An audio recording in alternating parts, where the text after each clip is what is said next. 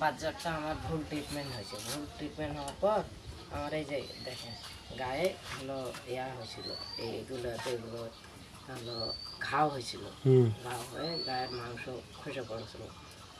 এই অবস্থায় আমার শরীর দুর্বল হয়ে যায়। আমি পেশাব করার জন্যে টিউবওয়েলে পড়ে আসি।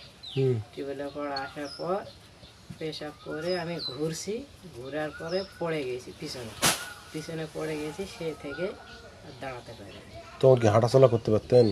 তখন হাঁটাচলা করতে পারি। পড়ে যাওয়ার পরে এই ঘটনা। হ্যাঁ, পড়ে গেছি আর হলো দাঁড়াতে পারি।